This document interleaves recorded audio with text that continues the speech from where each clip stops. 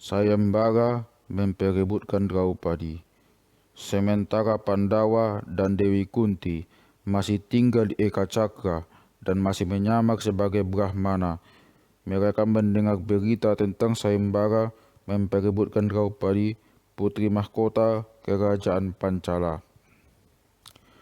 Menurut tradisi agung pada zaman itu, seorang raja yang mempunyai putri yang sudah dewasa wajib menyelenggarakan sayembara untuk mencari calon mempelai yang pantas bagi putrinya. Demikianlah Raja Drupada dari kerajaan Pancala yang makmur mengumumkan sayembara untuk memperebutkan Draupadi, putrinya yang terkenal cantik, anggun, dan berbudi halus. Para putra mahkota dan pangeran dari berbagai kerajaan diundang untuk mengikuti sayembara itu. Pemenangnya berhak menyunting Dewi Draupadi sebagai istrinya. Sebagai ibu yang bijaksana, Dewi Kunti tahu bahwa anak-anaknya ingin pergi ke Pancala untuk mengikuti sayembara itu, agar putra-putranya tidak malu mengutarakan isi hati. Dengan halus ia berkata kepada Dharmaputra, "Sudah lama kita tinggal di negeri ini.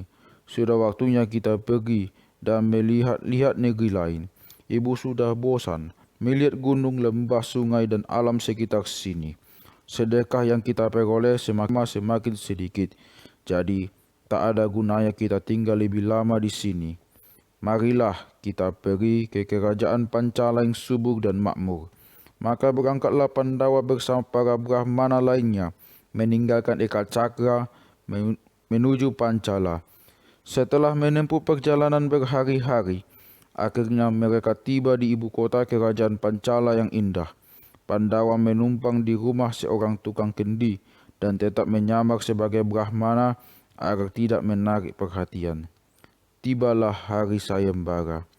Rakyat berduyun-duyun memadati arena sayembara di Pancala untuk menyaksikan para kesatria yang ingin menyunting Draupadi, mengadu nasib dan mempertaruhkan nama mereka.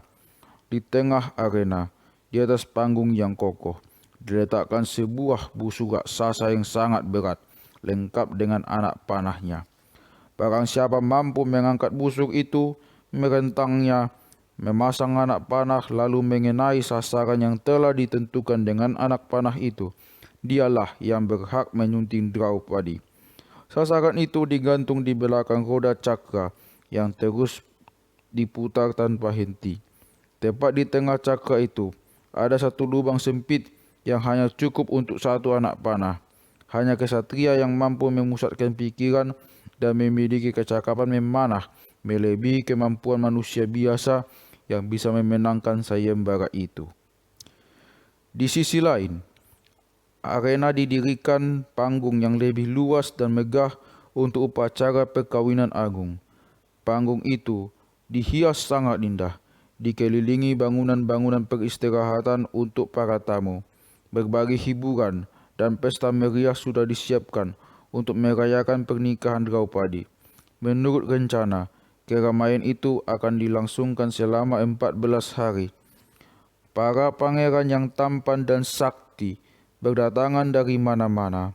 Anak-anak Dhritarashtra juga hadir. Begitu pula Krishna, Sisupala, Jarasandha, dan Salya. Semua berniat mengikuti sayembara itu. Gamelan ditabuh bertalu-talu. Rakyat berdiri berjejal-jejal sambil bersorak-sorai.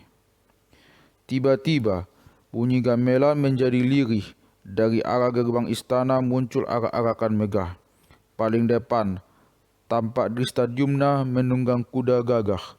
Disusul Draupadi yang duduk di singgasana di punggung gajah yang tak kalah gagahnya. Gajah itu diberi pakaian dari sutra warna-warni bertatahkan emas dan permata. Dengan wajah segar setelah dibasuh air kembang dan mengenakan pakaian putri mahkota dari sutra berjulai-julai, Draupadi tersenyum tersipu-sipu memandang rakyat yang berjejal-jejal di sepanjang jalan dari gerbang istana ke arena. Dengan sikap halus dan anggun, Draupadi turun dari punggung gajah lalu naik ke panggung upacara. Dengan kalung bunga di tangan, Sesaat sebelum duduk di atas panggung, Draupadi sempat melempar pandang ke arah para pangeran peserta sayembara yang membalasnya dengan pandang tajub terpesona. Gong ditabuh keras menggelegar, tanda sayembara akan segera dimulai. Para Brahmana maju ke depan, mengucapkan mantra-mantra upacara dan kidung-kidung suci. Suasana terasa damai. Gamelan ditabuh lirih dan khusyuk. Setelah upacara persembahyangan untuk kemakmuran, ketentraman, dan kedamaian selesai, Dristadyumna menuntun Draupadi ke tengah arena, ke dekat tempat busur raksasa diletakkan. Kemudian, dengan suara lantang dan jernih, Dristadyumna mengumumkan, "Para putra mahkota yang kami muliakan, yang hadir di sini dengan segala kebesaran, kami ucapkan selamat datang dan selamat mengikuti sayembara ini. Kami mohon perhatian yang mulia semua. Di sini terletak busur, di sana anak-anak panah, dan di seberang sana, di ketinggian itu, terpasang sasaran yang harus tuan-tuan kenai dengan anak panah. Barang siapa mampu mengenai sasaran itu, melewati lubang di pusat cakra itu sebanyak 5 kali berturut-turut, dan berasal dari kelahiran serta keluarga baik-baik, dialah yang memenangkan sayembara ini. Dia berhak menyunting adikku Draupadi." Kemudian Dristadyumna menoleh kepada adiknya, lalu menyampaikan nama dan riwayat masing-masing putra mahkota yang mengikuti sayembara itu. Setelah Dristadyumna selesai menyampaikan peraturan sayembara, satu persatu para putra mahkota maju ke depan. Mereka bergantian mencoba mengangkat busur itu dan memasang sebatang anak panah. Tetapi busur itu terlalu berat, begitu pula anak panahnya. Dengan perasaan malu dan menyesal, mereka kembali ke tempat duduk masing-masing. Di antara yang tidak berhasil adalah Sisupala, Jarasandha, Salya, dan Duryodhana. Ketika Karna tampil ke depan, para penonton bersorak-sorai. Karna sangat terkenal akan kepandaiannya memanah. Mereka berharap kali ini ada yang berhasil memenangkan sayembara. Sayang, Karna gagal. Anak panahnya meleset seujung rambut. Kecuali itu, busur mendesing terpelanting begitu anak panah dilepaskan. Hadirin berteriak-teriak riuh. Ada yang berseru bahwa sayembara itu terlalu berat dan tak mungkin ada yang bisa memenangkannya. Yang lain menuduh sayembara itu sengaja diadakan untuk menjatuhkan nama para putra mahkota yang mengikutinya.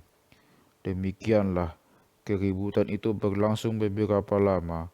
Tiba-tiba, orang-orang dikagetkan oleh seorang Brahmana muda yang bangkit berdiri, menguak kerumunan penonton, lalu maju ke tengah arena. Ketika ia menghampiri busur itu, sorak-sorai penonton menggemuruh, seakan hendak merobohkan langit.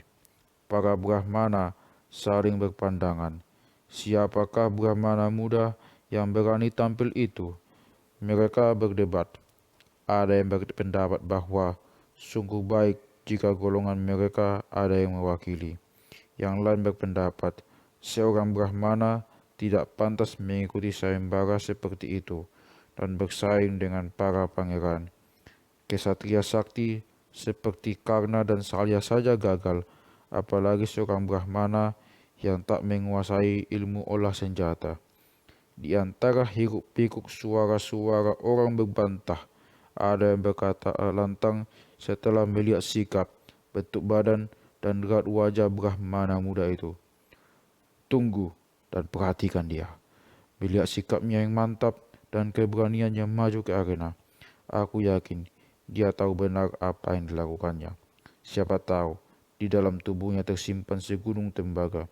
Apalagi sebagai Brahmana, dia pasti sangat terlatih dalam samadhi dan memusatkan pikiran. Beri dia kesempatan."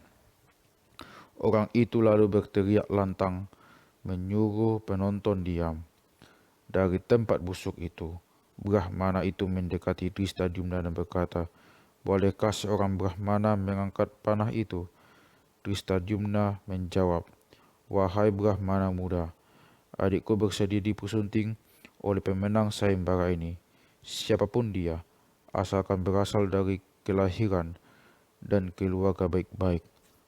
Apa yang sudah terucap tak boleh ditarik lagi. Silahkan mencoba jika kau mau." Brahmana muda yang sebenarnya adalah Arjuna itu diam sejenak, mengheningkan cipta, memusatkan perhatian dan memohon restu para dewata, terutama restu Narayana yang widi. Kemudian dia mengangkat busur itu dan menyiapkan 5 anak panah pada talinya. Semua itu dilakukannya dengan gerakan yang ringan, anggun, dan tangkas.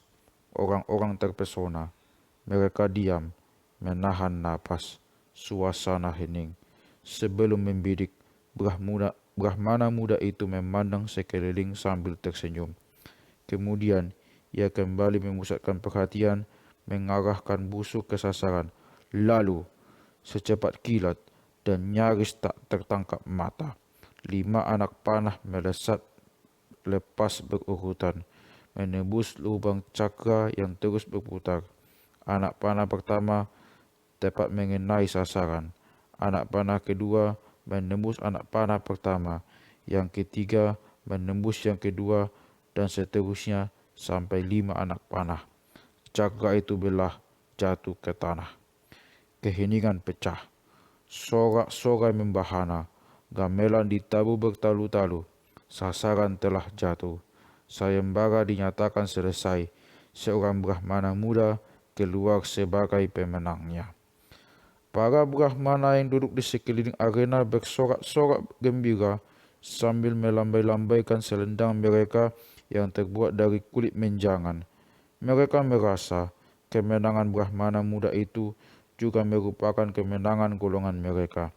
Sorak-sorai semakin meriah ketika Draupadi yang mengenakan pakaian sutra kemilau bertatahkan emas permata bangkit dari tempat duduknya. Wajahnya bersinar-sinar bahagia. Dengan lembut ia memandang Arjuna, melangkah anggun mendekatinya, lalu mengalungkan karangan bunga di lehernya. Yudhistira, Nakula, dan Sahadewa meloncat kegirangan lalu lari menemui ibu mereka. Hanya Bima yang tinggal menunggu Arjuna kalau terjadi apa-apa. Siapa tahu para pangeran menjadi marah karena merasa terhina. Benarlah, seperti dikhawatirkan Bima, para putra raja menjadi marah. Mereka berteriak, "Sayembara apa ini? Kemungkinan terpilih sebagai pengantin laki-laki tidak berlaku bagi kaum Brahmana. Jika tidak mau disunting seorang putra raja, Draupadi harus tetap perawan sampai ia melakukan satya, terjun ke dalam api pembakaran jenazah. Tak pantas Brahmana menyunting putri raja. Kami menentang perkawinan itu. Kami minta sayembara dibatalkan demi mempertahankan aturan yang benar. Siapa tahu Brahmana itu sesungguhnya berniat jahat." Rupa-rupanya keributan tidak bisa dihindarkan.